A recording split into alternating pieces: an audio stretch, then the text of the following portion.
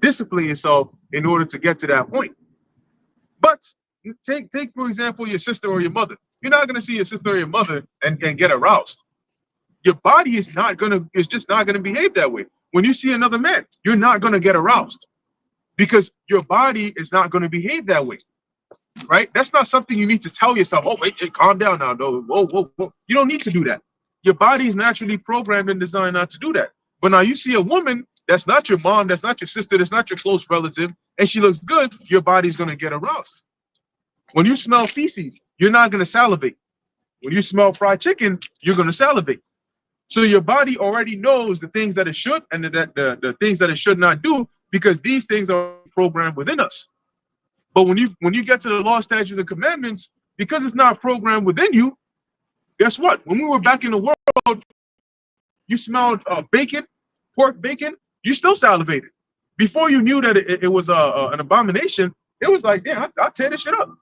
You know, shrimp, right? You get that Chinese food, shrimp fried rice, pork fried rice, all of those things. You ate it and it was good. When you smelt it, your tongue started, your saliva started coming up because your body was not programmed to say, that's off, stay away from that. You see a married woman, there was no difference between her and an unmarried woman because your body is not, it's not written within us to behave according to the laws. We had to, as the Apostle Paul mentioned, we can get that real quick in Romans 12:2. We had to renew our minds and be not conformed to the ways of this world. So now what we're doing is we're sort of doing like what they call like a patchwork with our body. Where that's why the Apostle Paul said, you keep your body into subjection.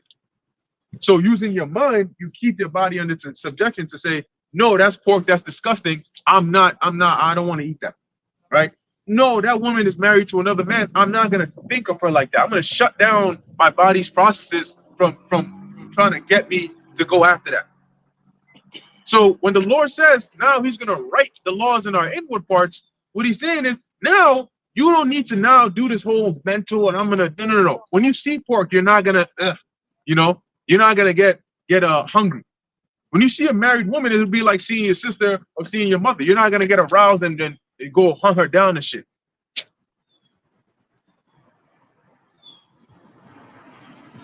Hey, shalom. Y'all about some y'all about the top. Y'all about some about the top. The next one messed up. Yeah, it's all good. It's coming in.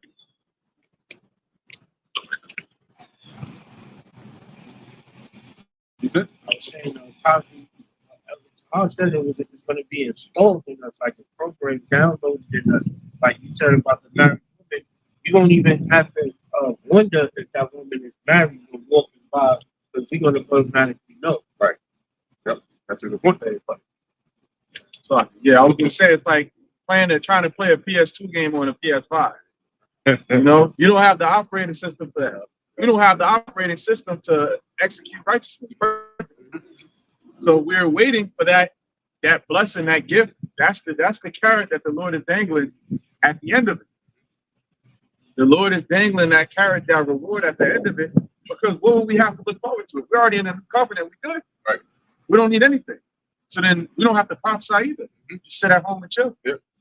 Be with your woman. We would have dominion too. That's another thing. Yeah, it's funny because we did a lesson on this on the way here. Oh yeah? Yeah. Good. And then you tune in and y'all was speaking about it. So very nice. Oh, good. That's it. Oh yeah, I was also gonna say when you go into the customs as well, women would dress a certain way, so that way you would know, okay, this woman has a man and a woman doesn't have a man. Right. And those customs are gonna come back in the kingdom. So when you see a woman, you're gonna know, okay, the way she's dressed a certain way. It's not gonna be like how it is today, where it's like how women scantily dress. No, Right. they're gonna be fully dressed, but there's gonna be a way that she dressed to know, like, okay, this woman's available or she's not available. Oh, nice. I think it's good now. Can you hear us? Oh. Yeah, we can hear you. Nice. But yeah, that's a good point. I forgot. Yeah, it's in there, and then also in the story, and I think it's either in the book of Samuel, where was it Tamar? Well, one of them was a virgin, and I think the scriptures tell you that there's a certain actual attire that virgins wear that you would know, okay, such and such is a virgin, you know, but she couldn't wear that no more because she was defiled. But long story short, coming back to the point, right? The point being that once the Lord installs that operating system, you know, put that into our minds, now we're all set. You know, now we're good. All right, you don't got to tell me. That's why the scriptures say, as we're going to read, I don't need to tell this brother, hey, yo, you got to stay away from such and such because of X, Y, and Z. It's already programmed within him. You know, I don't grab his brain. Hey, are you breathing? Make sure you breathe. You know what I mean? Yeah, you know, you want to make sure you do that. No, we're already going to know what's up, you know, instinctively too. And that's why there's going to be no death, because it's going to be impossible for us to sin. You know, like as a matter of fact, if you try, you know, you got certain people that try to take themselves out. One of the hardest things to try and do is imagine trying to actually suffocate yourself by just holding your breath. That's like one of the hardest things to do, because eventually you'll get to a part where your body will automatically just let it go and breathe, because it's programmed to preserve yourself. Your body's gonna be like, hey, what's wrong with you? You know, we ain't killing us both. You gotta be a special kind of demon for that. Hell yeah. Drown yourself underwater, and you just gonna sit down. Right. It ain't gonna happen. Right. It's contrary to nature. There you go. Contrary to nature. Like you as Navy SEALs, we practice holding their breath for the longest, but they only work for like maybe 2 or 3 minutes tops. You know, the highest level, but your mind is going to control any of your restraints to make it come to the top. Like when you put your hand in fire, you instinctively pull it back. I was about to say what you were saying about how we don't have to teach that brother, not going on.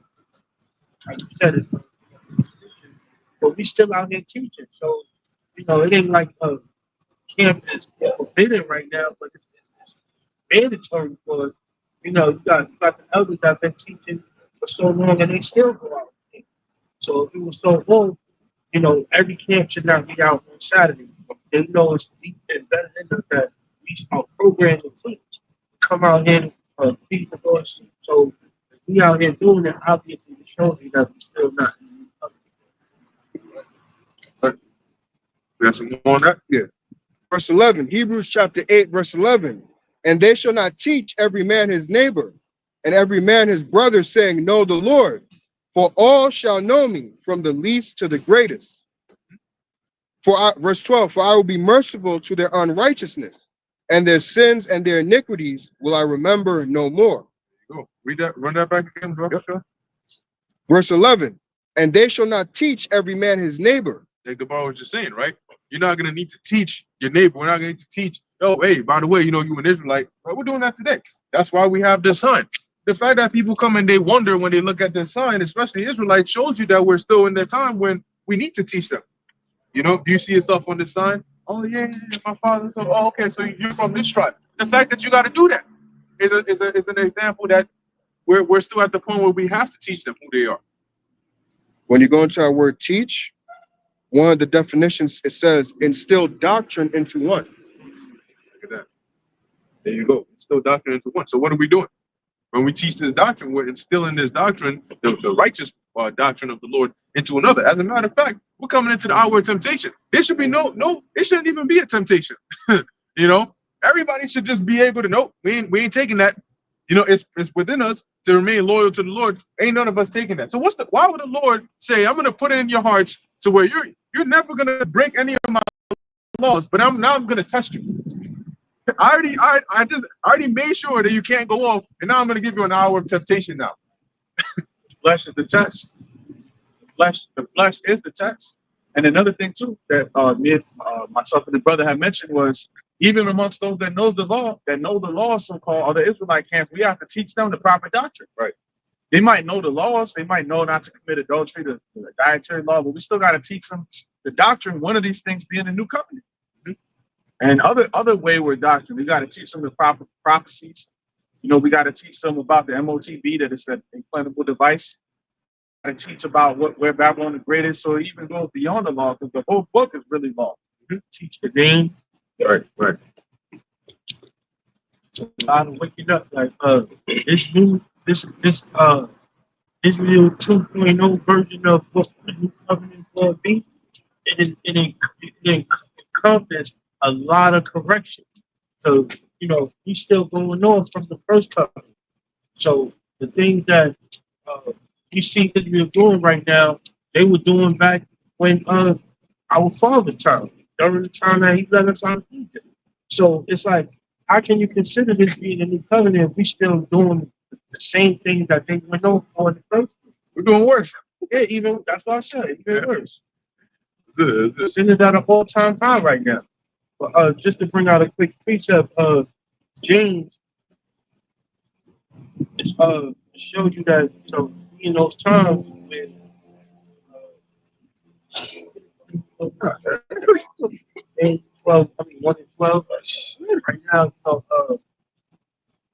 because we in the old-time high, it's a blessing to be a part of, be a part of the elect. James 1 and 12. Blessed is the man that endureth temptation, for when he is tried, he shall receive the crown of life. The temptation is avoiding the sins of this world, avoiding the wickedness, right? That temptation is what we fighting for.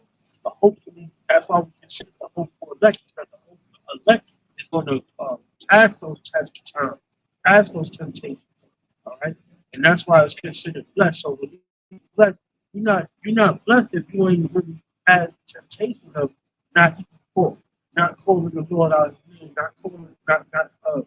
not saying the Lord's true name, being able to say the Lord's true name. Right, knowing the difference between doctrine and knowing the difference between the new covenant and the old covenant. Right, those who pass the test of temptation, enduring the temptation, and crown of life is the salvation. Right, crown of life is the thing that we aspire to get, to receive. So right now, if you don't have the crown, none of us have the crown of life, but we still got to reflect the body. So these are the things that we look for, and that's what makes people hopeful elect. Lord willing to be the elect, but the new covenant is entitled to the elect. Right. All of Israel, but the elect are going to receive it first. all right. It's gonna start with you. Like, that's right. There's a little more. What we done? Just finish the verse. Which the Lord hath promised to them that love him. All right. Do you have something to go on? Yeah, you hear me? Yeah, go on. Yeah, I just wanted to add on, speaking about the testing, the covenant, rather, when you think about like what a covenant is, being the joint, together two parties, coming to an agreement. That's what it's sort of like a marriage, right? And we know that ultimately the marriage is consummated, even when it's entering into those chambers, and spiritually. Until we agree to understand chariots, which are the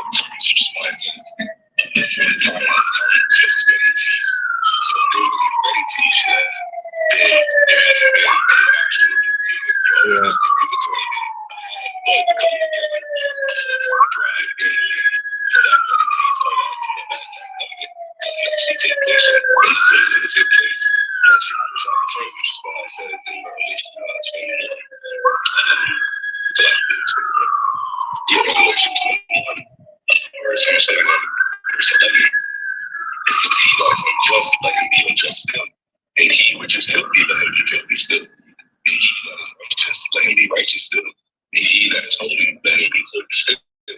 Right? So if we know the new covenant, it's not going to be anybody that's not righteous, right? As we got it, brothers, how many mentioned that we don't know we need to teach our neighbor, our brothers here, the Lord, for everybody to know. So there's not going to be anybody that's unrighteous or unjust. So the first fruits, which is verse 12, it says, it's with me to give every man according as his work shall be. journey together fully with Yahushua through the new bodies, right? Through being fully righteous, having the laws within us, being immortal, and that ultimately would be. You get it?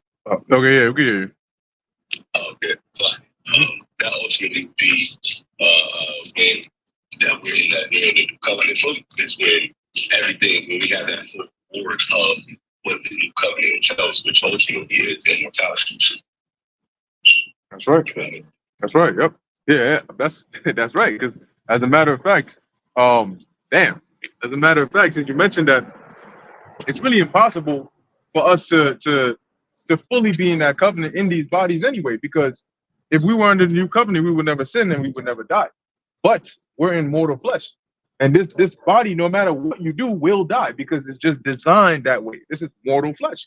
So really, in order to fulfill that to where we don't ever die, where we're immortal, which is a part of that covenant, we would actually need new bodies that would be able to live on continually forever, you know. And that's why the Lord, like mentioned, he would, because this body has already been programmed, right? It's already been programmed. The instructions are already in there.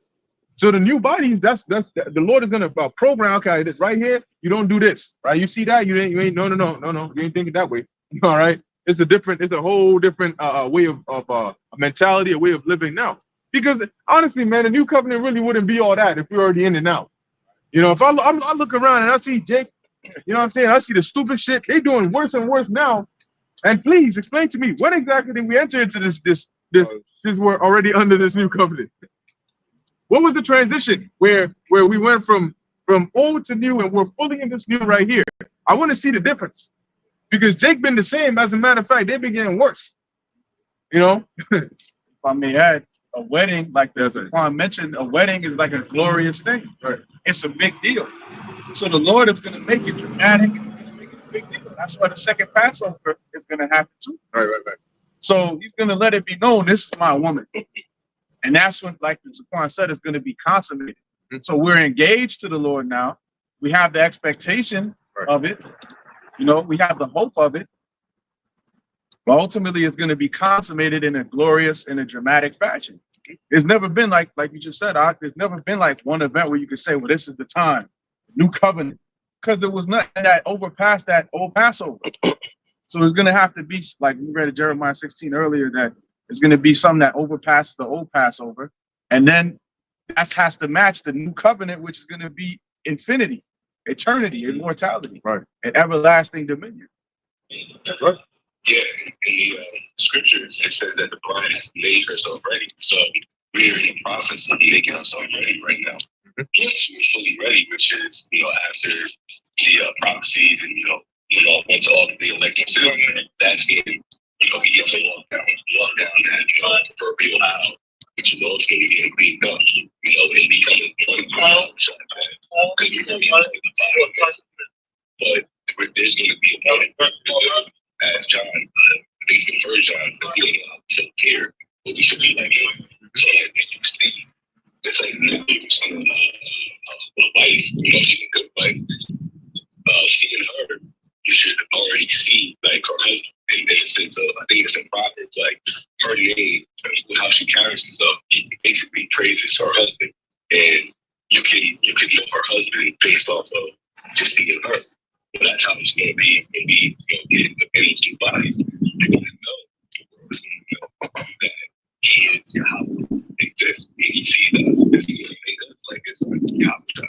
And it's another verse up here in Hebrews 8, verse 6. It says, I'm reading NLT.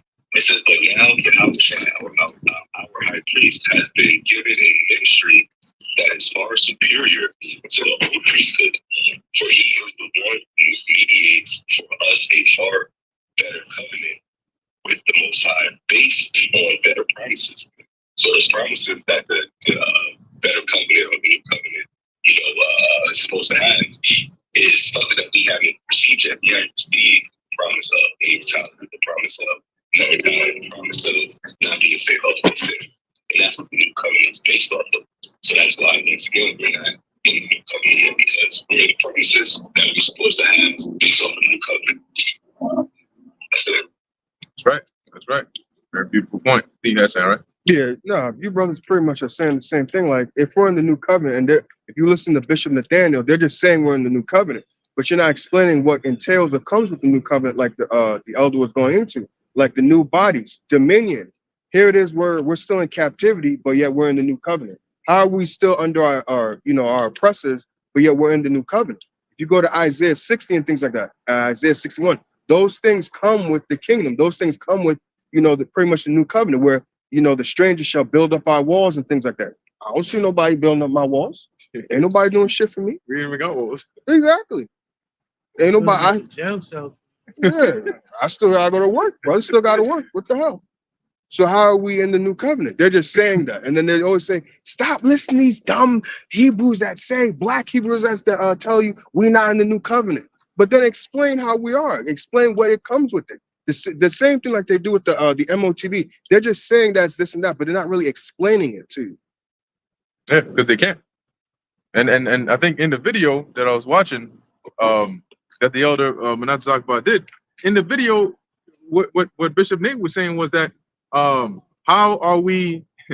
I think that how are we not in the new covenant if we're still teaching our people, something along the lines, but it was basically like a reversal, right? We know that in the new covenant, we're not going to need to teach our people. But I guess what he was saying is the proof that we're in the new covenant is that we're teaching our people. And that's what the elder was addressing in the video. He's like, as a matter of fact, it's the actual opposite of that. The fact that we're teaching our people shows that we are not in the new covenant. But I think the precept they used was one that said we have been made ministers of a Let me see what I can find. And but once again, let's just see that reader, because you got to sit down and think. Just because somebody brings out a precept that has the same words as what he's talking about, oh, it had the word ministers and new and then testament covenant, cool, that's it. That means it's fact. No, you got to actually understand what does the precept actually mean though, and how does it connect to the point you're trying to make here? Because I can hear what you're saying, but I don't see the connection though. I don't see the point you're making here. Because what does the explicitly say in Hebrews, the 8th chapter? But hey, once again, it's all the Lord's doing, right? The Heavenly Father is the one doing all of this. Okay, I got it. 2 Corinthians 2. Hebrews, the 8th chapter, is giving you a description of the new covenant. Right? So anything that you go into is contrary to Hebrews 8. You're going on from what is written in the scriptures. Right. All right. Okay, There's a distinct description of what will be portrayed in the new covenant, which is we both have to teach our brothers, right? That's right. Go ahead. Yeah, this is the precept. 2 Corinthians chapter 3, verse 6, who also had made us able ministers of the New Testament, not of the letter, but of the spirit. Yeah. So basically, they took that one. Oh, hey, he likes to be real animated, right? Gotcha. Yeah. Hey, new ministers. What is that? What we teaching now, right? Of the New Testament, New Covenant. What? We in the ministers of a new covenant. That's it. Hey, can I get an amen? That's the whole thing that is pushed, and then the people in there. Yeah. That's it. That's not it. You got it, bro.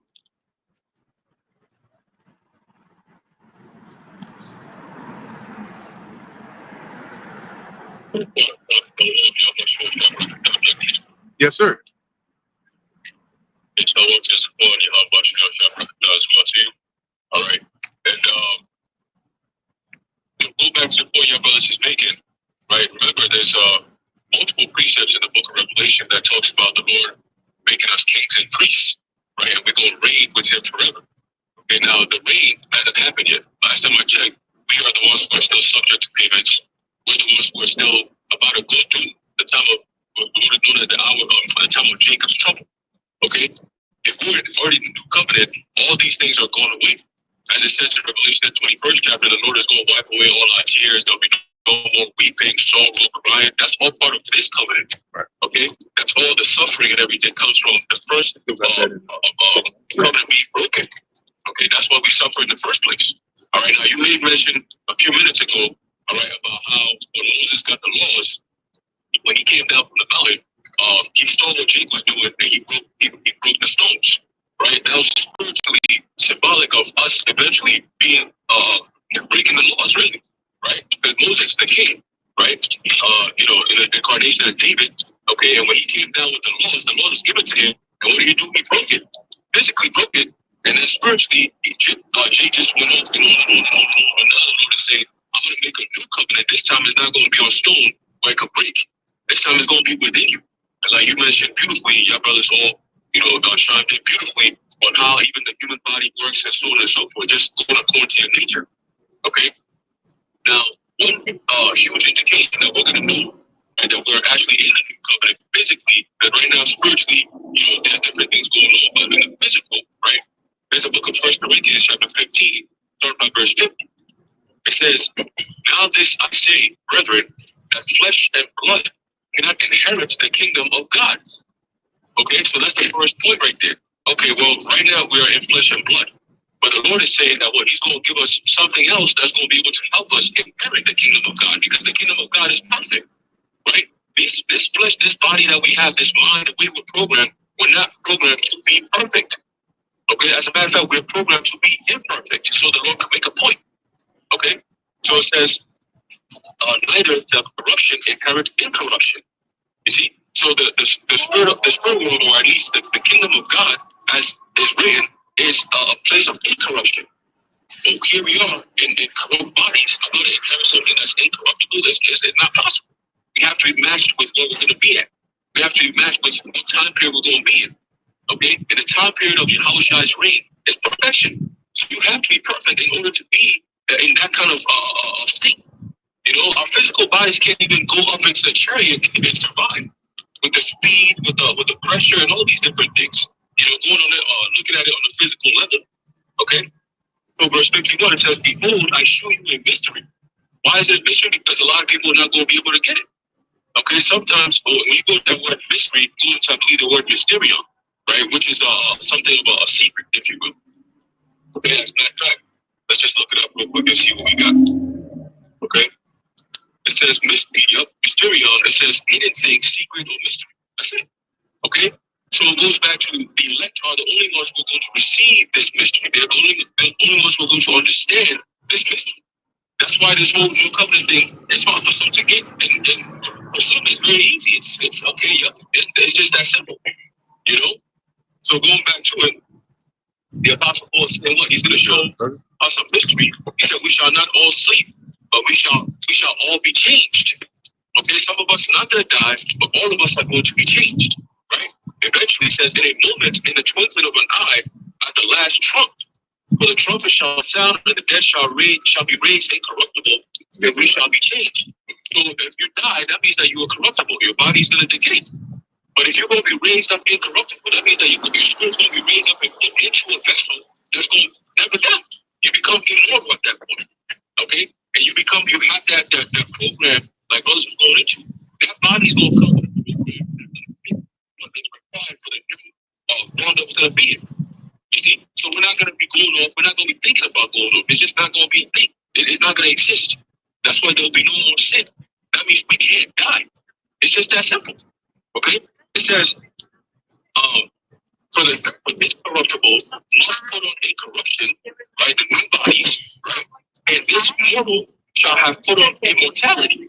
Okay, so your mind and your body is going to be in sin. So that means you're going to die, right? Scripture says, we don't know what your house is going to be like, but what he's going to look like, but when he comes back, we know we're going to be like him. Okay? We already like your house shot because we have the mind of your house shot. We just don't have the body of your house shot to do the things that we're supposed to do to keep us alive. Okay? So you have to be the one to carry us every single time. But once he comes back, he's coming back with a whole different energy altogether. Okay, and they're going to be coming back from the Lord, so those who are chosen that the Lord wants them. Okay? So it says, what? For this corruptible shall have put on incorruption, and this mortal shall have put on immortality, then shall be brought to pass the saying that is written, death is swallowed up in victory. Then officially you are in the new covenant. So that's another way of saying it, because the new covenant comes with never dying. So death swallowed up in victory means that this thing is over with. No more corruption, no more things that's going to lead to our death. No more things that's going to lead us to break the laws. No more, because it's already within us. Okay? It says, "O death, where is thy sting? O grave, where is thy victory?" It says the sting of death is sin. Okay? And the strength of sin is the law. You see, so if the law is already within you, you're not going to go off. If it's not within you, you have a high chance of going off, right? Because some people might not even understand. Hey, a lot of us were born without some of the most of the laws even being in our minds. We have to learn them.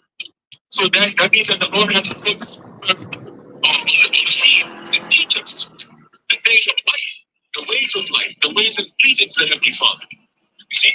But once it's put within us, we don't need somebody to sit you right down.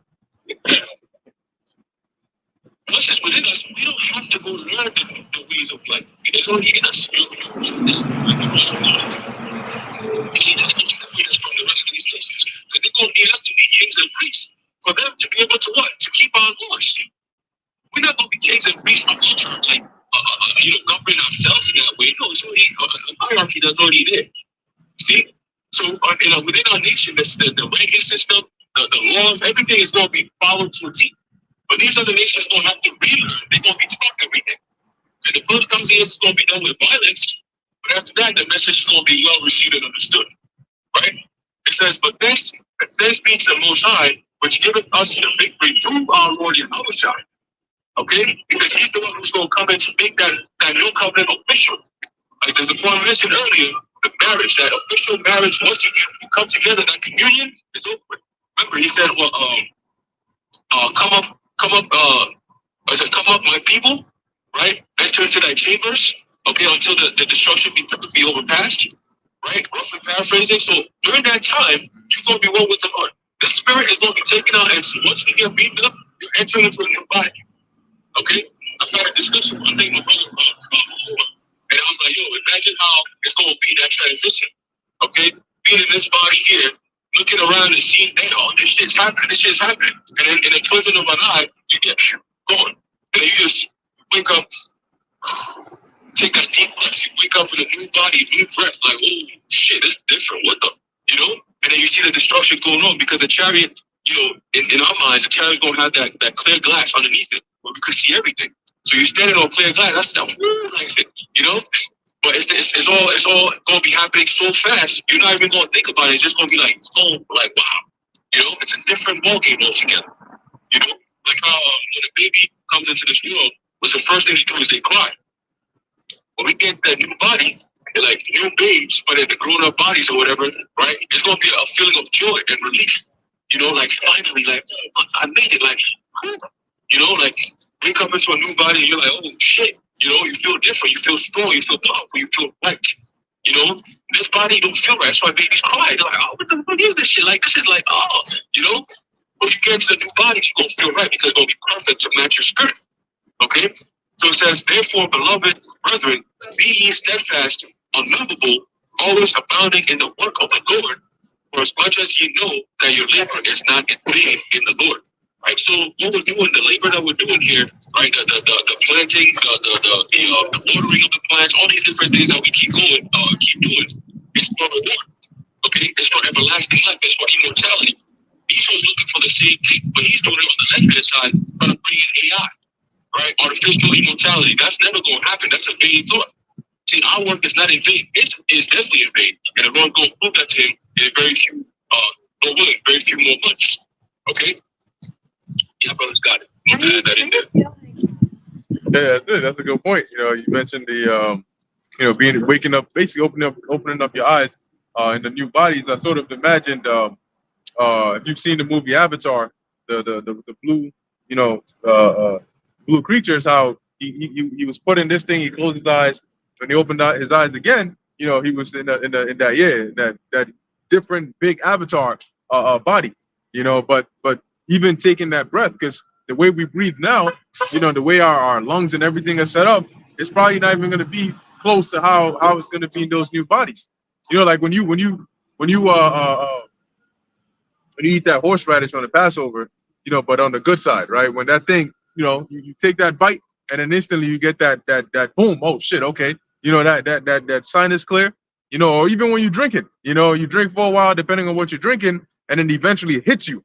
You feel a different feeling in your body, you know. But this one, imagine being able to, you know, have this new body. You can hear things differently, smell things differently, you know, differentiate between different scents, you know, actually use your senses the right way.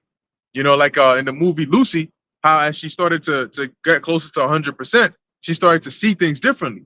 Like she could look at a tree and actually see the elements going in and out of it. She could see people, you know, she could grow her hair longer, she could change the color of her hair. She was able to understand how things work on a deeper level than just the human eye can perceive. You know, because we're seeing these things, but our brain is not able to actually see the deeper level of these things. And if you can't see it, it's almost like it's not there, you know. But yeah, just adding on to your point. Yeah. This is how future prophecy of Jeremiah was given to us about the new covenant is entitled. Where we at right now is definitely not with the description of the new covenant entitled, which is this is Jeremiah 32, verse 38.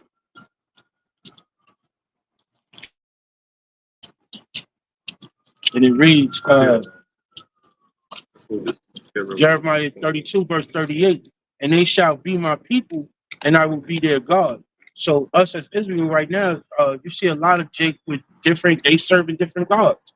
So for us to have a new, in the new covenant, we all of Israel is going to be serving that one Most High Yahweh, all right? And it also reads in 39, says, and I will give them one heart and one way, that they may fear me forever, which is future prophecy, which is forever meaning, you know, everlasting. And right now, for us not to be serving as a total of all of Israel serving him, and for us not to have that everlasting way to know which is right, you know, we still trying to find out which is the right way, you know, us as Jake.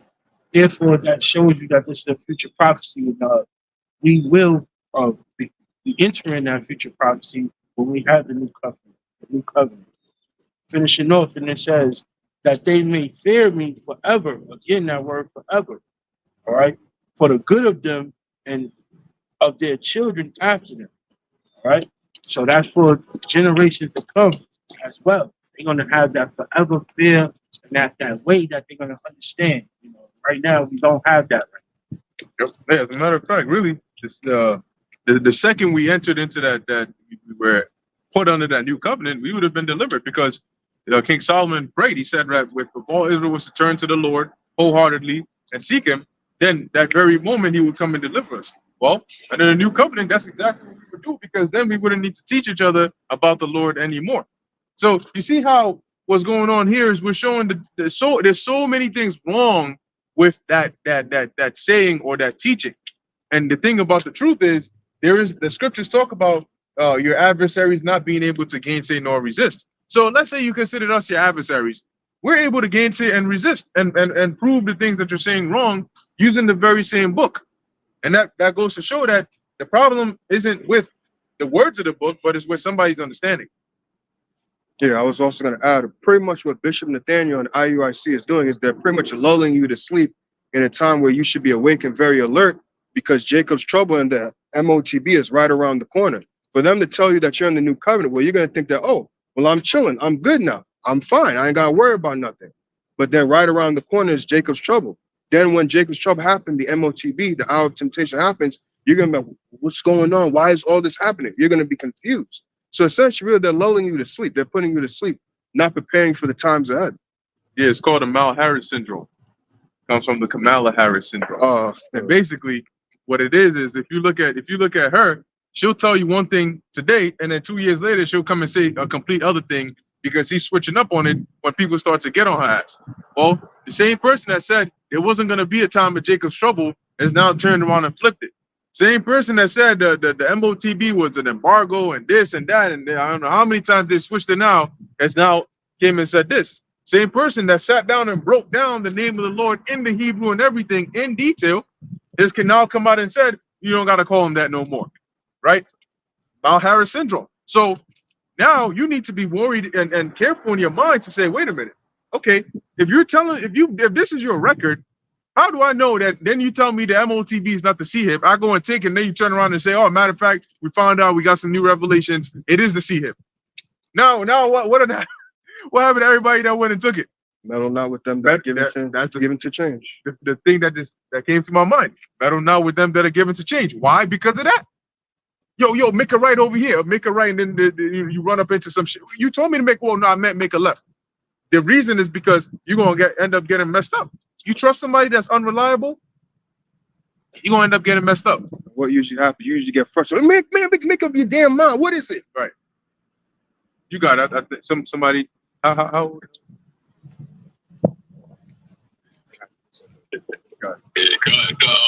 God, quick precept there. This is the book of Jeremiah, chapter 23, starting at verse 1. It says, woe be unto the pastors that destroy and scatter the sheep of my pasture, saith the Lord Yahweh. So here it is, you got the right-hand side of the Lord going into the spirit of Amos, the 9th chapter, about the Lord gathering the elect, right? Sifting us like corn that's sieved, right? So there's a process of sifting, there's a process of vetting, there's a process of analyzing everything and everyone, really, okay? Because the Lord is looking for perfection. So you don't want to mix in, those who are just because you call yourself an Israelite doesn't mean that you're of the elect of the nation of Israel. So obviously there's going to be a differentiation. How would you know? How would you know if you're following the ways of the Lord or the ways of the world? That's made to be like the ways of the world, the Lord, right? That's what Bishop Lee and them be doing, right? They're tying in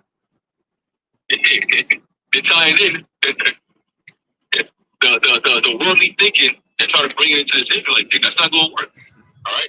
But it says what? Therefore, thus saith the Lord, Yahweh, power of Israel, against the pastures that feed my people, ye have scattered my flock and driven them away, and have not visited them. Behold, I will visit upon you the evil of your doings, saith the Lord. So is it safe to say, according to this right here, that the Lord is going to bring judgment upon those that do what these people in the IUIC and them are doing? You're damn right. You're damn right, because every work comes with a reward. So if you're doing the right thing according to your Lord, that comes with a reward. And if you're doing this wicked ass shit, flip-flopping every day, the Kamala Harrison that you're doing, right? That's also coming with a reward. Okay? That's coming with a reward, man, because that's a wicked thing. What we say, that's a nasty one. That's exactly what it is. All right? All right, it says, verse 3, I will gather the remnant of my flock out of all countries, I have gathered them, and I will bring them again to their folds, and they shall be fruitful and increase. Okay, well, that's happening right now. That's happening right now by the word of this truth. Okay, that's what's happening right now. He said what? And the gospel of the kingdom shall be preached throughout the whole entire world, and then the end shall come. Okay, why does it have to be preached throughout the whole entire world? Because you have Israelites who are slaughtered, who the Lord said He's going to bring in by way of this word. That's why. Okay, so if you were to be just stuck in one place, just teaching one people, you can't fit it. See, so the Lord created this platform known as YouTube, internet or whatever, to push out this word to all nations. All nations, as in Israelites who are in these nations, to hear it, and He elected them to repent and be saved. Serious, as simple as that. They elected them to be saved. The shit that I ain't gonna see saying. And LTV is what do you say? What did we say? There's a sin in all his ways, both political and religious. And then one of them says, when you see in your forehead is when you think sin, and if it's in your hand when you do sin. So are we still in the new covenant then? If you could actually sin, what's going on with that? What's going on with that? All right now. So it says what? It says, and I will set up shepherds over them, which shall feed them. So that's the feeding them with what? The rivers of living water. That knowledge. Right? Look at the apostles. Okay, those are examples of good shepherds. All right, that they emulate the spirit of Yahushua every single day. Videos is going up. That's edifying. Okay, Father Gabor has literally a channel called Daily Edification. Daily Exhortation. Literally. Okay. All of us, we try to emulate that same spirit. Y'all brothers, the elders, y'all always putting out videos, man. That's the Lord saying what? You will set up shepherds over them, which shall feed them, right? So a shepherd is doing two things. You're watching over them and you're also feeding them. Okay, that's why the rebuke videos be coming out with the elder Bernard Sudba. Okay, he always going into that because he's always watching. All right, that's the spirit of a shepherd. All right, rebuking. All right, and so on and so forth. Okay, it says what? And they shall fear no more, nor be dismayed, neither shall they be lacking, saith the Lord Yahweh. And that's only in your mind. All right, Isaiah 33:6. Having this knowledge, having that food within you, all right, appropriately, guess what happens? You become stable. Okay? Now, when the physical, actual shit happens, we're going to be good because we've been fed enough, we've been built up. We got the proper amounts of proteins, carbs, healthy fats, you got it all. The balanced diet is kicking in. So your energy, your ATP is running smooth. You know what I'm saying? Yeah. You got all the shits firing on all cylinders, man. And the rest are going to be lacking, right? Some are going to be weary. The Lord said He's going to give us an extra energy, like a different spirit. And that's what we're waiting for. All right, but you got to do the work the right way in order to what? To get that right result. Those who are lacking, IUIC, they're lacking bad ingredients. The food sucks. It's white. If you eat that food, you're going to be malnutrition, man. You're going to either have a big ass head, little ass skinny legs, little arms and shit, or you're going to have a big ass stomach and skinny ass body. You're going to look funny. You're not going to look right. When the Lord looks at you, you're going to be like, what the fuck? This ain't part of my sheep. But the Lord's sheep, those who listen to the true prophecies and actually do according to the ways of the Lord, they look right. The Lord sees, that's right. That's it. That's my sheep right there. Look at that. It's beautiful right there, And that's again, just give you a similitude, all right, of what's actually going on right now, all right, in the midst of Israel. Okay? I think that should be it, brothers. You got it. That's it. Micah 3:1. And I said, hear, I pray you, O heads of Jacob, and ye princes of the house of Israel. Is it not for you to know judgment?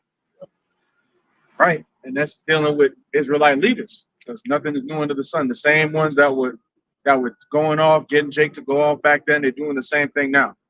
See? Second verse, who hate the good and love the evil. Right. That's why they throw dirt on our names, because we're teaching the doctrine the right way, and it's not appealing to the masses. It's not appealing to the world. That's why we don't have a big following. That's why people walk by and they don't pay us no mind. That's fine, because it's all based off of faith. If there was thousands of people here and you see like mass crowds and everybody singing our praises, we're doing something wrong. All right? Right, because it's an evil world. Right, exactly. It's an evil world and people under evil vibration. So even though people who claim to be Israelites, they're still under the worldly vibration, But it says, again, who hate the good and love the evil, who pluck off their skin from off them and their flesh from off their bones, which when you go to Ezekiel 37, it likens the skin and the bones is likened unto this truth, receiving the knowledge. So they're plucking the skin off of you. All right, they are skinning you. All right, and they're flaying you. All right, and they're about to have a big feast. All right, because what are they doing? They're getting profit off of your ignorance when it comes to IUIC, ISUPK. And they get a lot of money from the government to do that. That's why we always talk about the 501c3. People say, what's the big deal? It's just a 501c3. But no, it is a big deal, because now your message is compromised. And in order for you to keep them big bucks and keep that tax exempt status, you can't speak the way we speak. Right. You see? And that's real too. What the brother's saying, it's not like it's you hear it over and over on 501c3, or they got a C3, they got a gun. So it just sounds like, yeah. No, but that's actually real. They sign contracts and they do all that, and they tell them explicitly, look, these are certain things you have to abide by this contract. You can't do this, you can't do that, and then they tell them the things that in order to qualify for this, you got to be able to fall under this category. To fall under this category, that means your beliefs have to be in line with this Christian dogma, which is why a lot of them start to sound more and more like Christians, because you got to fall under this category to qualify for this benefit, which you're trying to get. Why do you think Johanna and Nate both said the jab was cool? Mm-hmm. Nate was a little iffy, fishy about it, but he didn't definitively say no, so you might as well have said yes. It's cool. You know why? Why? Because they know if they start speaking against that, give me that tax exempt status. Right. The same shit that you went to Esau for, he can take it away from you. That's why we don't deal with Esau and his ordinances when it comes to our church. All right. This is its own entity that's separate from his whole setup. So he can't control. He can't come over here and tell us what to say. Right. That's the beautiful part about it. We're independent. You got artists out there, they're independent, they do what they want to do. But we're independent through Yahweh Hashem Yahushai from this system. It says And that's why you gotta pay attention to patterns, because when you start to see these different groups start teaching wayward things, okay, yeah, this person is teaching this, but this person is teaching that. But what do they have in common? You know, they'll two groups will agree that you can have sex on the Sabbath. Then a different pair will agree that, you know, hell is a real place, you're going to burn forever. Then another group will come out and say, but then they'll all be saying things that all link with what one another are saying. You know, then you start saying, wait, okay, everybody, you guys all started bugging out, but you're all bugging out the same way. That's a little suspicious, right? Why is everybody bugging out in the same way? You know, I bugged out, but in bugging out, I think that now, you know, Edomites can make it. You know what I'm saying? Or now the Most High's name, the name. You know, you got to watch those patterns. That's a special kind of bug. That's right. Bugite. Like a concentrated effort. Right. Yeah. Exactly. Micah 3:3, who also eat the flesh of my people and flay their skin from off them. So they're taking that truth away from you. You know, I think forget where it's written, but that they take away the key. Oh, yeah, how I said about the wicked scribes and Pharisees, that they don't suffer anybody to go in, and they themselves won't go in. They're like, nah, we not gonna make it. You know what? You niggas gonna die with us. Because they just evil, man. When you read about the wicked scribes and Pharisees, the Lord straight up doing miracles and they're denying it.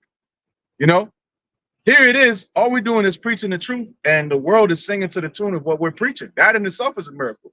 The MOTB system is being raised up. That's miraculous. And what do the other camps say? They scoff against them. The evil men. These men are wicked. Don't follow these certain Israelite camps. You know who they're talking about. They're talking about the real servants of the Lord, man. Lord's will would be those men.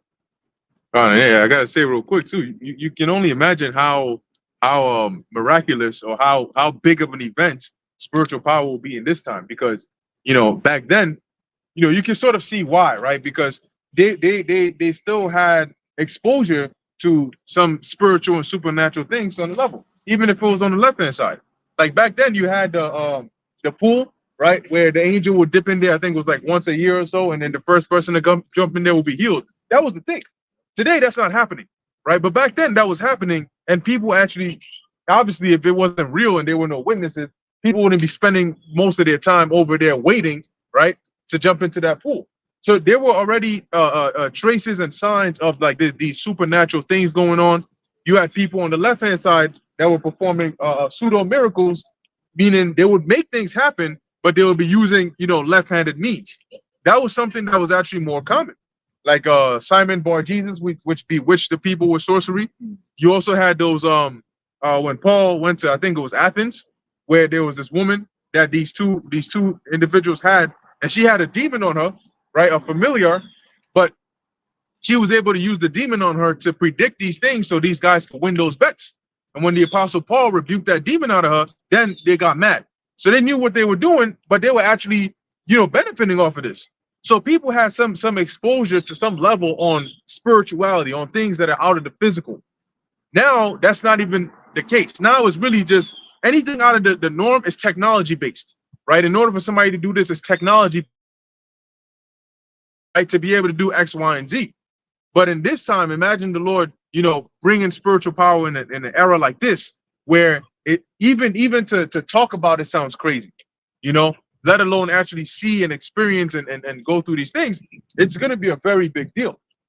You know, like the Lord turned water to wine and people were like, okay, you know, it tastes good though. Yeah, I was going to say also, he had commercialized, because you still got like bitches out there, and you still got people that got familiar spirits and things like that. But he sort of commercialized it so much to where it's like that's not looked at as a spiritual power on the inside. It's just looked at as something that, you know, people go do just to go get their future ready, tarot card readings and shit like that. But not realizing that you're literally tapping in on the left hand side of the evil spirit when you do those things, because Esau just made it he commercialized it, he dumbed it down, so now people don't even think like that. John, yeah, that's a very, very good point. God, it's a regular thing to them. Oh, there's a botanica right there. Oh, let's go get a hand read and all that, and then make it seem like it's all like a every day-to-day thing. That's actually a very good point. Yeah. Yeah, they literally have the horoscope readings in the newspaper every day. It's like at the bottom of the newspaper. That's great. Make sure you get your daily horoscope. Like you're just telling people, yeah, make sure you get your daily left-handed. Yeah, that's crazy. Take your medicine. I just real quick. In Isaiah it speaks about these sorcerers, doing witchcraft and all of that. And form of their technology is a form of witchcraft. And even in ancient times, the Pharisees had sorcerers who turned their kings into their staffs into snakes to try to compete with Moses when he turned his staff. So they deal with divinity. What's the word? Divinity. On the left hand side. But we also know that the Lord made sure that we weren't ignorant of Satan's devices. So we expose all that. Right. Go ahead. Back in Micah 3:3, we also eat the flesh of my people and flay their skin from off them, and they break their bones and chop them in pieces as for the pot and as flesh within the cauldron. Yeah, so they basically are chopping you, Jakes, up in the spirit, all right, putting you in the cauldron and eating you. And that's what you signed up for, because they're not teaching you the proper way. And what are they doing? They're fleecing you. They're making tons of money off you on top of it. Because of your ignorance. You want to support this man because you're into, basically you making these men into idols. Jake is prone to idolatry. Jake is prone to follow idols. That's why the Lord didn't really want to give us a king. It's like, well, if I give you this king, I know how y'all gonna act. But that was when he set up Saul, he set up King David, which was his real true anointed king, and showed you an example of the king that he doesn't want and then the king that he does want. See? Yeah. Ultimately, our Israel was meant to be a theocracy. We're meant to be really ruled under by God. But that's why he chose a man after his heart, because that man would lead them to be better ruled by the Most High, rather than to lead them under his own lustful desires or whatever it is that he wanted to do. Because as the scriptures say, as the way of the ruler is, so are the people, right? The judge is, so are the people. So what happened when King Solomon went astray? He led the whole nation astray, right? But I know you had something. Yeah, just to go into that word, flay, I believe it was. The Hebrew word there is hashat, and it says, one of the definitions says to put off one's shelter. And when I think of that, I think of Psalm 91. He that dwelt in the secret place of the Most High shall abide under the shadow of the Almighty. That shadow is what? The protection. It's likened unto a home, a place where you can go by to receive shelter. Receive what? Shelter from what? The ways of this world, the bullshit, the false philosophies. Hey, Proverbs 18:10. Oh, right, just want to put to the name of the tower. Tower. Yep. That's a good point. So that's what they're doing. They're taking all that. They make you dumber so you can be more dependent. And the dumber you are, the easier it is for them to take advantage of you. And that's what Esau does. Look, in these schools, if you really think about it, it seems like the higher you go, the smarter you get. But that's not really the case. You actually be surprised that you can ask some of these maybe like middle schoolers, right? Going not even high school yet, just middle schoolers, ask them a question about, I don't know, what's the capital of this place? There was once upon a time when they would know, but even till today, they probably have a better chance of knowing that than somebody who has a bachelor's degree out of college, and they're walking around because you have a degree, but that's not really you gaining actual core knowledge. The things that they teach you look, man, I've been through the whole thing from middle school, high school, college. When you had all your literature classes and English classes, all you read about is Shakespeare and freaking novel books and write and just learn how to write. What was your take on this person? How did they manage? How did the author? It's always about the author. How did the author, make you feel when you read X, Y, and Z? Why do I give a damn about that? I know how to read the book clearly, and I know how to write. But you spend all these years in these classes doing the same things with a little twist on it, writing 3-page papers in MLA format and shit. Okay, what am I really practically getting from that? So when you go to these schools and they indoctrinate you, they don't really, help you grow in knowledge. All right. And so what Esau does is he uses that same thing. He makes you dumber so you're easier to control. When you come out of college and you have this degree, all that tells them is you are prime time, perfect, ready to run up into this assembly line. Okay. It doesn't tell them that you are a well-educated such and such. It just tells them that this person has been groomed well enough that I could throw them in this assembly line and they know how to do it. That's why they have different majors. Okay. Groom this person for business. Okay. You've been groomed well enough to jump onto the business assembly line. What about you? Oh, finance, jump over there. You, jump over there. And then that's all you really know how to do. And you could be a business major or a finance major and then still not know how to do taxes or not know how to do these basic mathematical calculations. That's why one of the Rockefellers, he said he doesn't want a nation of thinkers, he wants a nation of workers. Right? And the best way to do it is, number one, of course, you got the school system, but also the medical field, right? Because that's what programs the mind as well. All right. So the school system pretty much is created to create workers, like you said, for the assembly line. That's all it is. And then based on your degree, all right, it shows what kind of field and capacity you can actually hold. You see, some people fall through the cracks. You got people that have so high positions and they don't got no degree. Right? So these so-called white people, Edomites that have all this power, the Warren Buffetts, the whoever that's out there, whatever, right? Most of them, they even graduate college. If you listen to what they say, some of the right books and all that, they say, well, the knowledge that I have is not from school. So if you think school's going to get you this, then you're sadly mistaken. It's going to get you the opposite, but you're going to be in debt, so you can go back. You have to go back to work so you can pay off that debt. In front of school, force you into an indoctrination program, when you're indoctrinated and you believe that shit we told you, and then you can go out there and you can execute, so you can make our system keep on running. That's all. And then the little that you're going to get out of it, it's just going to keep you to sustain, so you can keep going back every single week, every single month, to keep doing the same shit in hopes that eventually you're going to break out of it. You're not going to break out of it. It doesn't work like that. The system is not built that way, right? If you want to break out of that system, you stop the school shit, go find a trade, learn how to gain a skill or two, right? And then you can live, and then you can break out of something, But if you're gonna go the route of school, we've been there. You're not gonna gain nowhere. You're not getting nowhere with that, all right? And that's exactly what these devils are doing. You see, so when we come out with the truth, we combat everything because we learn a lot of shit, and in the truth, we have to learn it. Right? We have to actually get the better understanding of it. Like they'll teach you some shit about science at an age where your mind is not even prepared to be learning that kind of shit. And then when you come into the truth, that same science that you seem so bugged out, now it's like it's so simple. Like, oh, that's how this works. Now you're learning how things actually work. Not theories, right? None of that. It's just how things actually work. What is the truth behind this? Creation is this. What does this mean? How does it work in relation to creation? Like, okay, how does, that's where the truth comes in.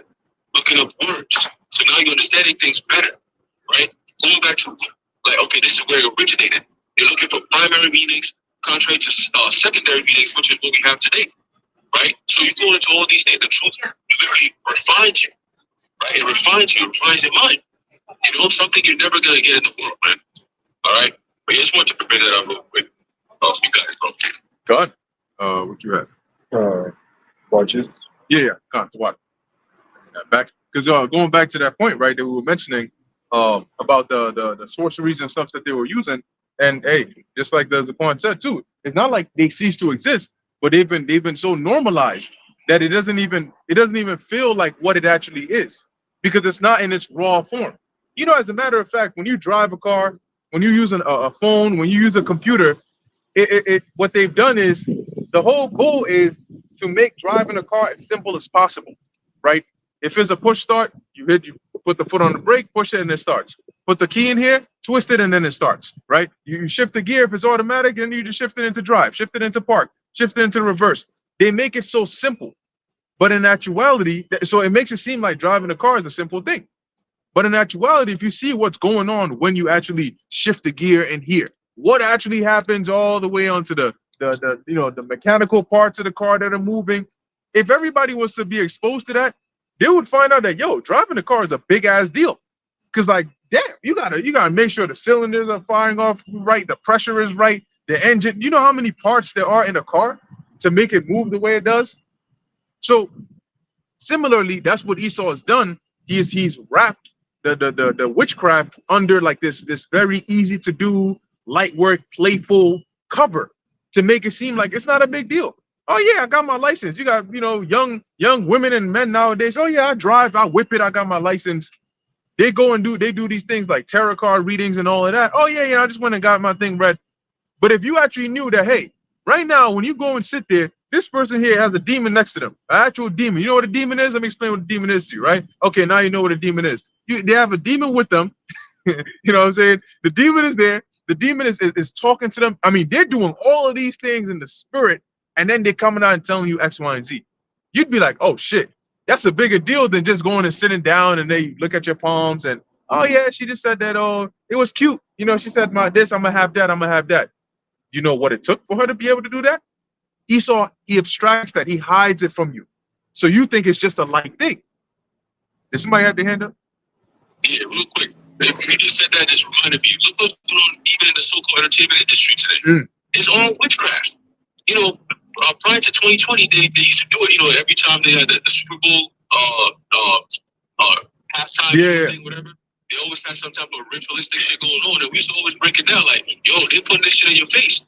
Now look at the Olympics. Like they just put, like they're not saying, oh, we're gonna subliminally. No, we just gonna put it in your face. Taylor Swift been doing satanic rituals on stage. Yep. They got the symbols on the floor. They got the fire doing the you got people wearing clothes. I'm like, what the fuck? You got this guy, Lil Nas X. A few years ago, he got the whole what song with Montego or something like that. What's the name of that song that he did? Old Town Road. No. The other one that he did, when he was dancing with the devil. Oh yeah, I don't even. Oh, Lil Nas X. Yeah. They bring him around kids. I was Montenegro, some shit, some Monty something, some name like that, right? I said, what the fuck? And when you look at it, I'm like, it's like that spirit of Baphomet, and then once they start pushing that, right then and there, within that same, wavelength, you got the schools pushing this agenda on the children, the whole trying, you could try agenda this and do all that extra shit, they teaching the kids all that over-sexualizing of the over-sexualization of the children and all that. That's like, what's going on? That's all witchcraft, bro. But they do it in an entertainment sense.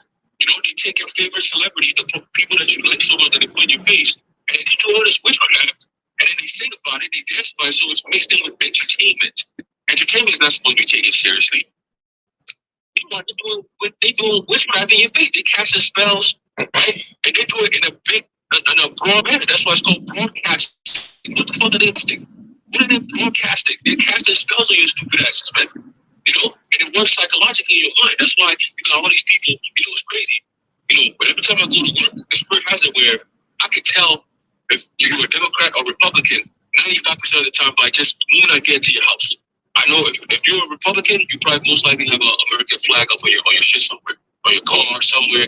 Like Trump 2024, whatever. If you don't got none of that, I know you're a Democrat. And then once you get there, the type of channels they be watching, motherfuckers be like, oh, Kamala this. I'm gonna look, be listening about my mouth. Because what the guy says is all, it's like, you were programmed to say this is unbelievable. Like, how can you sit there and say what you're saying after what we've been through for the past 4 years? But again, just the point is, there's witchcraft going on, like heavy witchcraft, like on a whole other level. That's what we always battle against. Apostle Paul said, we wrestle not against flesh and blood, but against principalities, right? Spiritual wickedness in high places. These spiritual wickedness in high places are being moved and shaken by the truth to the point where they're coming down from their high places and coming down to earth and say, hey, look, we got CERN. This is concerning to us, so we got CERN coming in. We need to ruffle some feathers up in here. What's going on? Yeah, I got these Hebrew Israelites turn the whole world upside down. We need to come in here and start finishing things up here. World Economic Forum sweating. They hide it, Klaus Schwab, bald ass. Now you don't see him that much, right? Every now and again, you come in and give a little corny ass speech and then run off again, But the truth is tearing their ass up, So now they gotta be this. Now, hey, Revelation 12 and 12. You know, that time is shorted because like, oh shit, you know, every day, the witchcraft is working, but it's kind of wearing off. That's why they label it misinformation. They say, oh, Hurricane Milton, oh, there's misinformation about that. I'm like, people, you don't shut your ass up, man. Talk about, oh, misinformation is making our jobs dangerous. Bitch, what job are you doing? Huh? What are you really doing? That's so like, get the fuck out of here with that shit, bro. Nobody gonna hear that shit. You know? But that's the state of America right now. Oh, they're not gonna help the people. So the people who actually say, yo, the government is against you. Oh, that's misinformation. Don't listen to that. That's witchcraft. It works. On certain people, it works. You know, but again, you have to open your mouth to all this. You have to see things for what they really are. Because Esau's putting it out of your face. All right? The man of sin is being revealed. Every single day, he's doing shit to show you he's the man of sin. And yet people still battle. Yeah, you know, I'm just going to that Taylor Swift concert. Right? And then there was a video I seen, I think we talked about this some time ago, about how she looks just like Anton LaVey's daughter, something LaVey, I forget her name, right? But it's like almost a carbon copy. And she came out innocent back in 2009. She was doing all those cute little songs and shit. And now she's gotten so much of the fanatics. Now they're bringing her out to do all this influential witchcraft on people. You know? And lately, the shows that they've been showing on these kids' shows. Yesterday, I was in the house doing a job, and I heard on the tablet, it's like a show, like a little kid show, and he said, "Oh, when I saw off the demons, the power was so powerful." Yo, I'm like, what the fuck? Why are they showing these children now? They tell them about summoning demons and how powerful the demon was, and they put the deep voice, and I'm like, they're making it seem like it's just a child's show, but it's literally witchcraft. And the parents knew it. The mother was upstairs. I'm like, you know what you're doing? Essentially watching. And I see the daughter, she got all kinds of different piercings. I'm like, you're probably like 12, 13 years old. Look at you. You look like a degenerate to the max. This is where we're at, man. How do we get to this point? All the witchcraft is actually it's real, man. It's just masked under entertainment. It's masked under fun. Okay, fun, stupid distractions. But in reality, it's actually things that's actually in the spiritual realm on the left-hand side that's working heavy demonic energy, man, on these people's minds. Okay? And if you're not careful, very soon, the demons gonna start, you know, they're gonna be doing full-time shifts. They're gonna be doing overtime shifts.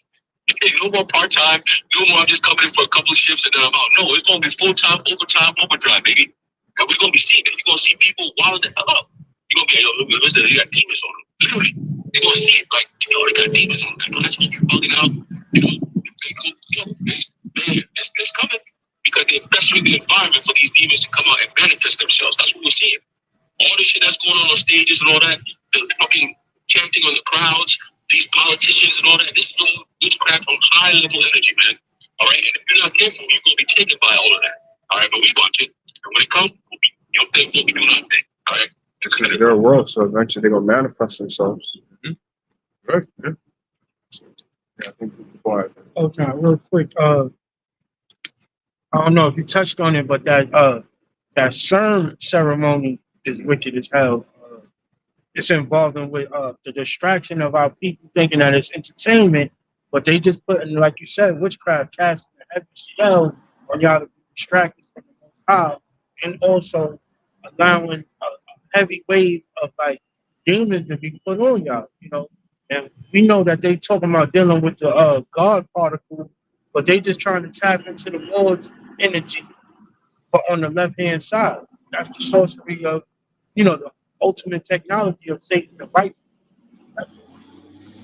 The point of oh no, okay. Yeah, scientists said that they heard the alien temple. Oh yeah. Yeah, so he scientists are just a lot of day magic expert. Yeah. But just hearing that, that's it. You know, knowing that they got a short time. Because why would they hear that? Why would the Lord have that? You know, just because we have time for the Ukraine of demons and Satan, who is about to be changed. We know that he's going to be of Satan. But he's coming out. You know, you don't have the spirit in how we die.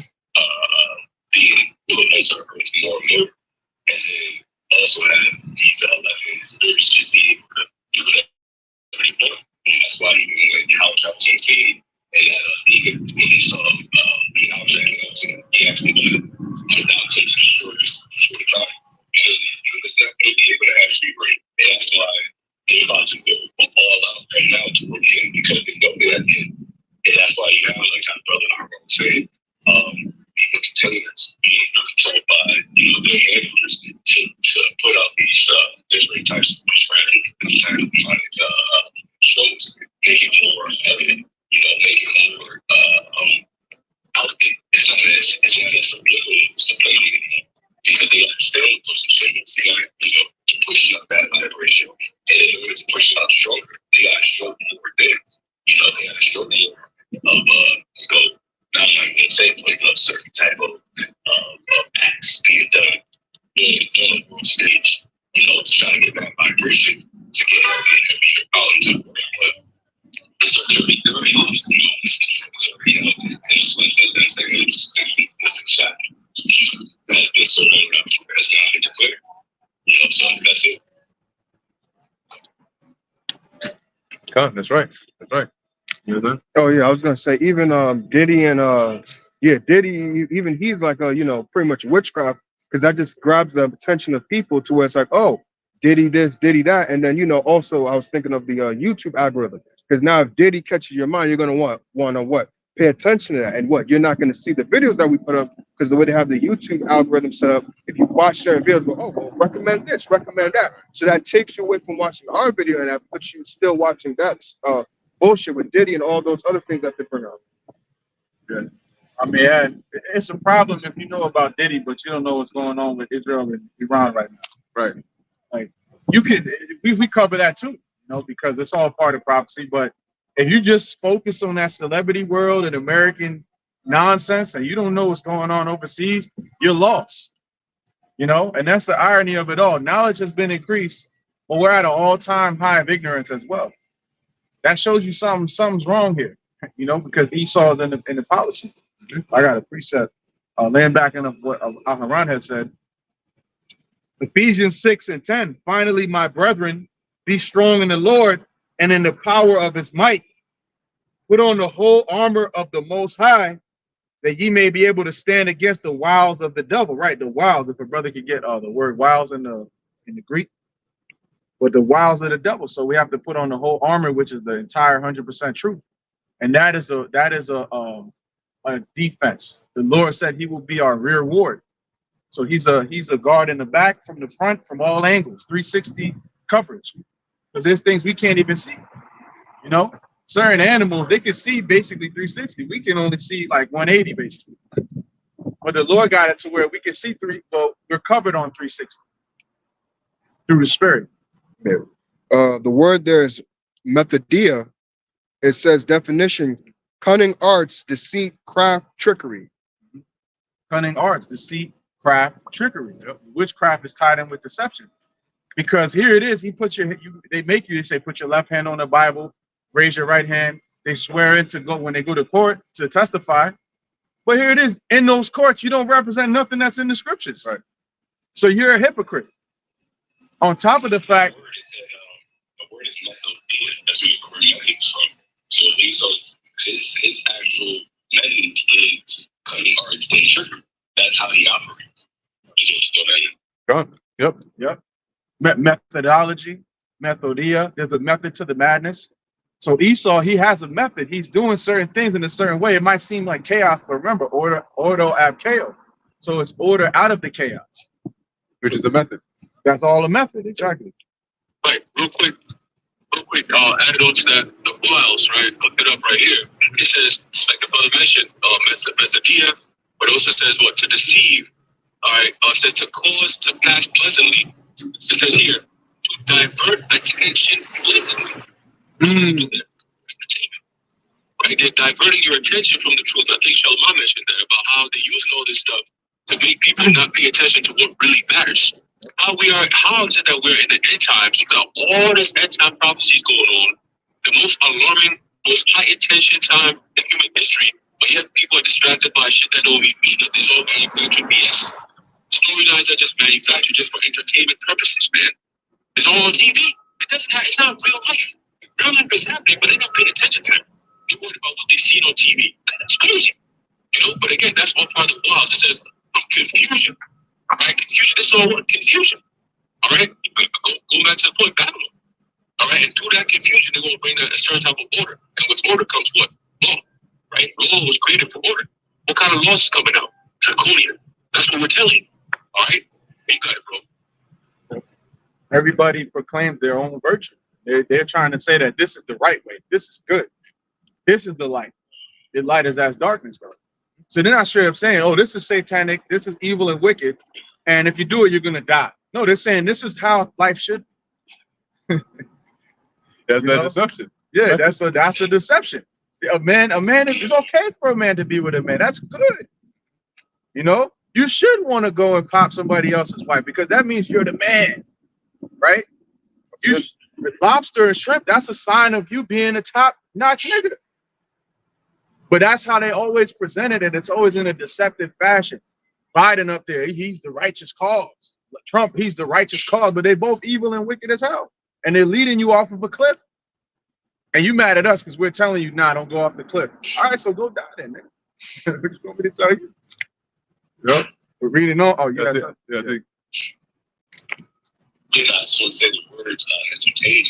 The etymology of entertaining is that it's to keep or maintain or to keep someone in a certain frame of mind. And that's what this is. You know, that's what entertainment does. It keeps people pass out. It keeps them asleep. It keeps them in a low vibration. And that's why when you see things like that happen in the world that are serious, like the whole wars and things like that, you also see all the time what happens, distractions from those things, especially on South people spending to keep really better and keeping these certain criminals and abuses and all these other things, fucking stuff. That's what people just be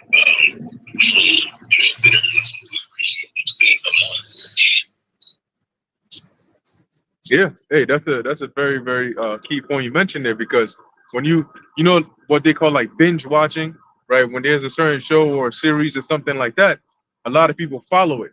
They either become like fans or whatever, but they always follow it, you know, and they're like it like it says, it captivates them and it keeps them in that frame of mind to where it's almost like somebody being stuck looking this way and you're trying to call them and it's like they can't break that you know, that link that they have being focused on this, because it has literally kept your mind, you know.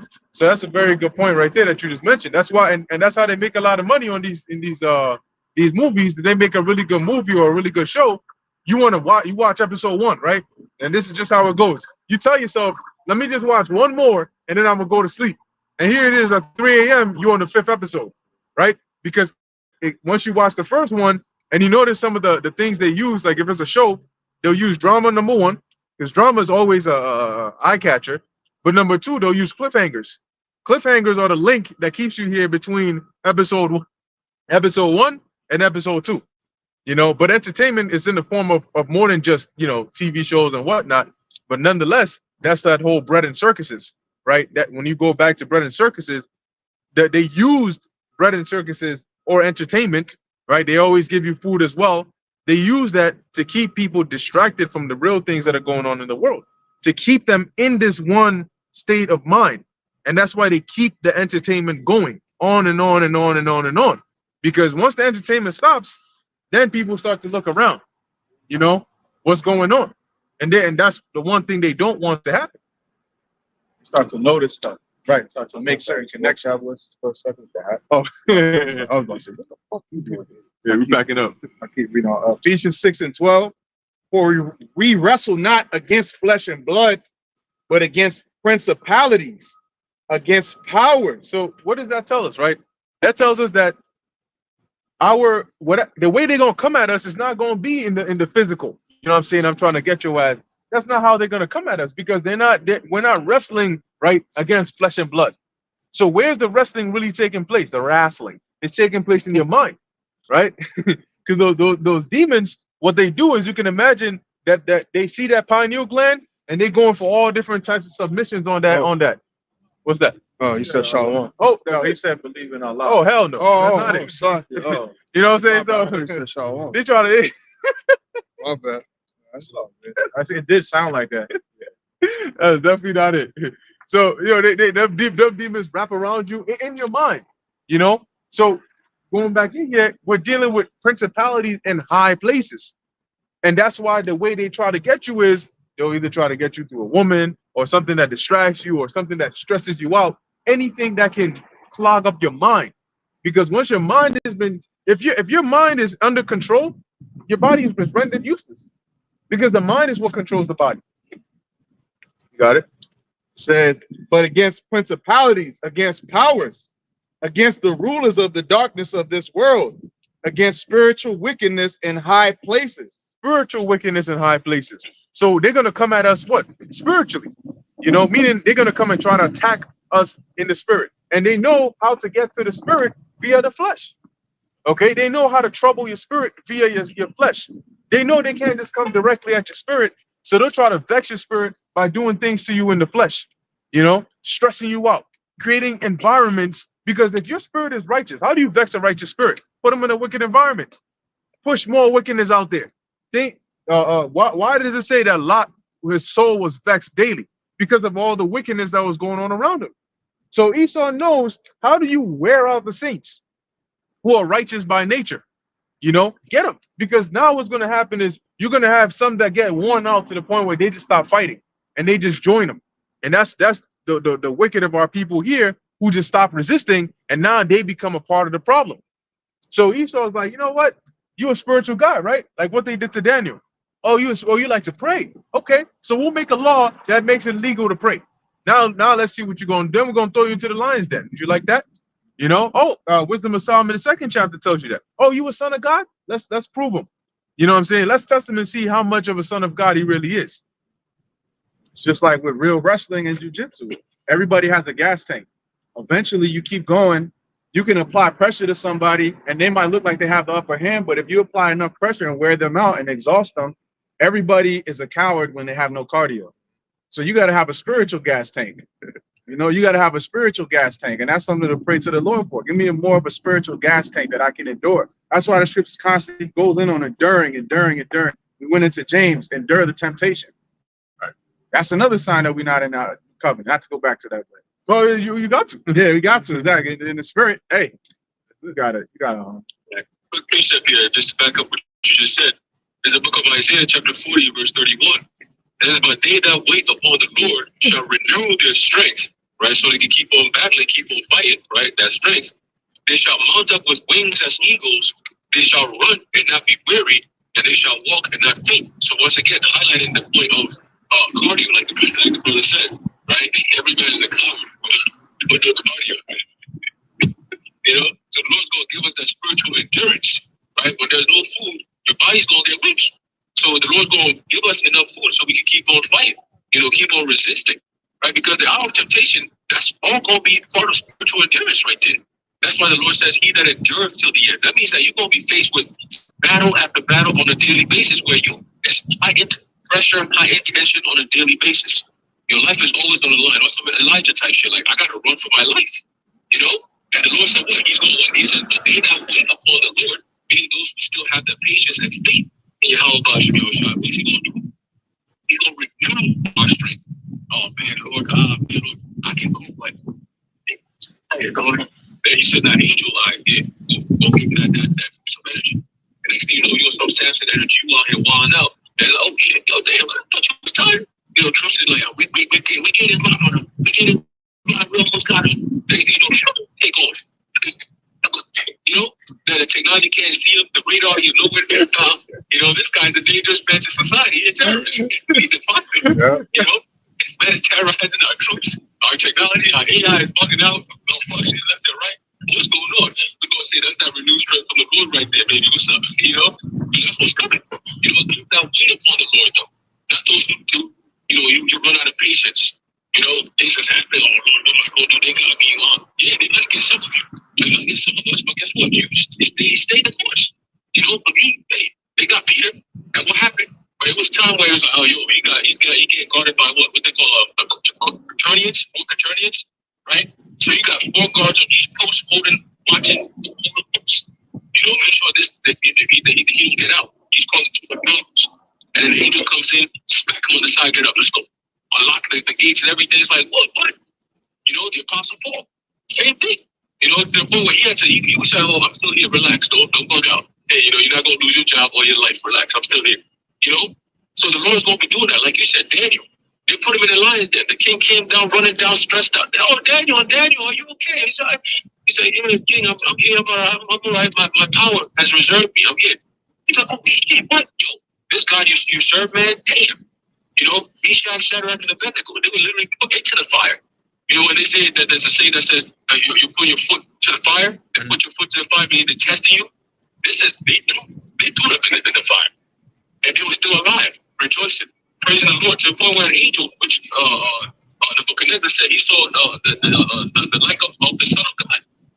He said, "What's that? What's going on?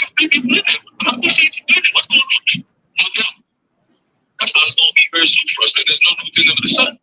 So we wait upon the Lord, right? It's that was that Zephaniah 3:8, where it says, "Wait me upon me, saith the Lord." There's a reason why the waiting period is the most painful part, but the rewards that come from waiting is always the best. It's always the best. Trust and believe that. Okay? So we never get wait upon the Lord. Shall renew their strength. They shall mount up with wings as eagles. They shall run and not be weary, and they shall walk and not faint. That's all going towards spiritual power. Okay, whether it's an age from an angel, or whether it's the Lord putting that spiritual power on that brother or brothers, whatever the case may be, because it's happened many times. Look at the Maccabees. That was all spiritual power. You know, extraordinary things that the human body and mind can't normally do. The Lord is going to put a certain spirit on us that we're going to be able to do. Okay? So that's our earnest expectation. All right, and the Lord's going to give us that power. He told the disciples before he left. He said, "I'm going to send that Holy Spirit, that power to be with you." Okay, and the first sign of that power was what? That being able to speak in tongues, because at that point it was necessary for the ministry. Okay, to be able to interpret, speak in different languages for the elect to wake up. Soon it's going to be we're at war. The Lord's going to give us appropriate power to be able to fend against what we're going through. Right now we have the spirit of endurance. We have the spirit of faith. We have the spirit of strength to be able to battle in the confines of the war. Okay, the spiritual war, that is, right? Battling, like you said, the wiles of the devil. But 2 Corinthians 2:11, you know, be not what's that? Satan's devices. Ignorant. You know, ignorant, exactly. That's the word. Not being ignorant to Satan's devices. That's all part of the war. That's all part of the battle. Okay, but soon it's going to be physical. Isaiah 59:19. The Lord's going to give us the appropriate armor for that battle. All right? When there's no food, we're going to have appropriate armor for that battle. There's a food of famine. I mean, there's a war of famine. The Lord's going to give you appropriate armaments for that. You know, oh Lord, day after our lives, the Lord's going to give us appropriate armament for that. So every single step of the way, He got us. All right? Because He already told us, "I'll keep thee from the hour of temptation." So when that time comes, He's going to give us what is appropriate for us to maintain until He comes and gives us some money. All right, and that's the thing that we have. You got it, bro. That's right. Ephesians 6:13. Wherefore take unto you the whole armor of God, that ye may be able to withstand in the evil day, the time of Jacob's trouble, and having done all, to stand. Right, and the whole armor, right? Because demons, number one, are intelligent, right? And so if you're going against an opponent and he looks at you and you got armor on, why didn't David aim for Goliath's chest or his feet? Because he saw that his head was open, right? So when you're going against an enemy and he sees, okay, there's kinks in your armor, where do you think he's going to go? He's not going to go for your most defense part. He's going to go for the part that he sees you lacking. So that's why the Apostle Paul says, take the whole armor, cover every aspect. Because if you don't got the shin guards, your shins are gone. If you don't got a headpiece, he's coming for your head. So you got to have the whole entire body to where when they come around, they can't find any openings. They're like, damn, this guy's, you know what I'm saying? He locked down to the brim, you know? It mentions the shield of faith. Right. So Esau not going to be able to get you with the MOTB, because that shield of faith is like, no, I'm not taking it, because I know that my power is going to protect me. Right. Lord's will, you know? We have that same mentality in that day. See? That's right. That was it. Let's get that. I'll start verse 9. No. There you go. Hebrews chapter 6, verse 9. But beloved, we are persuaded better things of you, and things that accompany salvation, though we thus speak.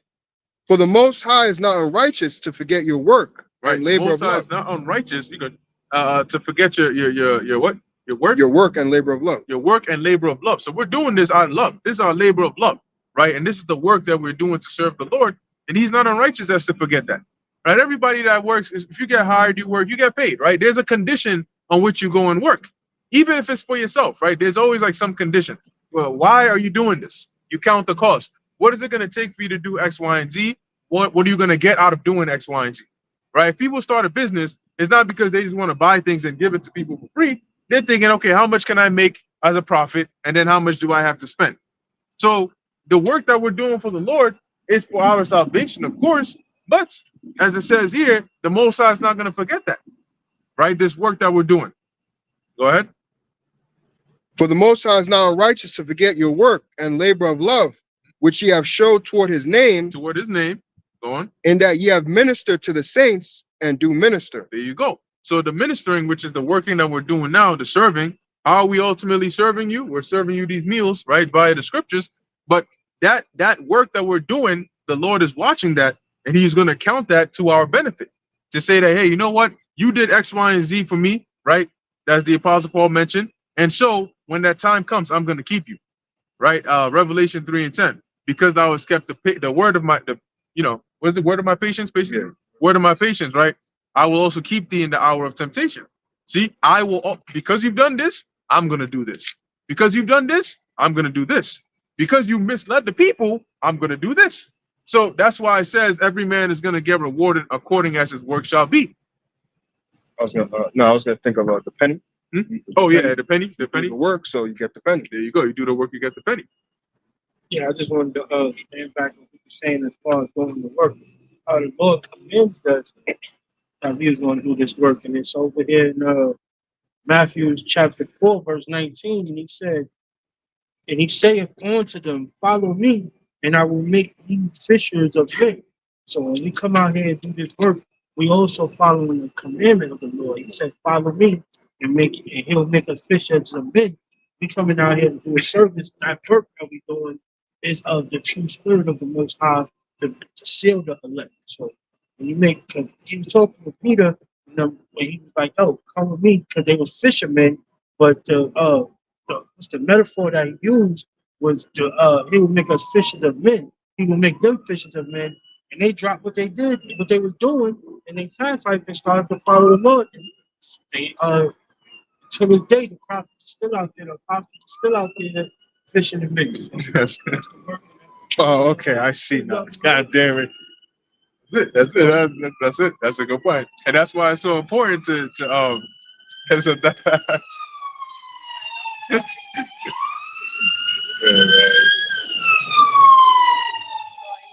these damn fire trucks, man. They always gotta come making noise and shit. Okay, we on fire. Yeah, that's it. Yeah. I like that. Fireman. We a fireman. That's right. Bruce, got anything else? We're gonna wrap it up. Y'all got any last? Yeah, I just wanted to add, brother, I was talking about reading Hebrews, the same chapter, which says, which you have shoot to work in the aid, and that's the main important part, because everything we're doing right now, all of the that's putting in the endurance, right? The affliction, the persecution, all we're doing it.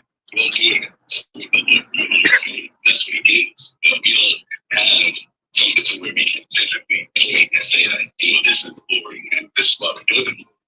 But we're doing it for his name, and that's why, praising his name and exalting his name and preaching it is so important, because it's that name, it's time, it's actual time. So he's going to do the rest, because he stood still, as the chapter, his name said.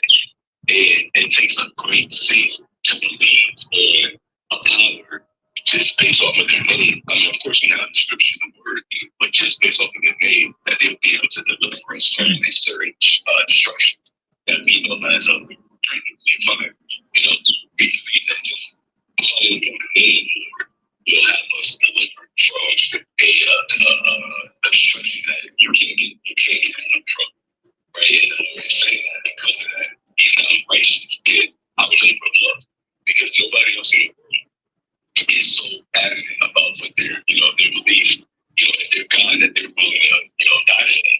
Yeah, they're willing to, scripture called just follow Yahweh, those games. And find his precious thing because he's all about his name being glorified. And we'll test, doing that, and be found worthy, acceptable. So that's what I'm doing. Done. Hey, just like Abraham, willing to sacrifice the one thing he wanted the most, right? For the Lord. So yeah. You guys got anything else? All right, cool. Hey, beautiful camp, beautiful, Lord willing. This is edifying to the elect, the Wadi Al Basham Yal Shai, blessing us with the Holy Spirit, that Lord willing we could, edify his sheep. But anyway, in closing, we want to give all praises, honor, and glory to Yahweh. Basham Shai, Basham Abiyah. Until next time, Shalom. Y'all much up to the election.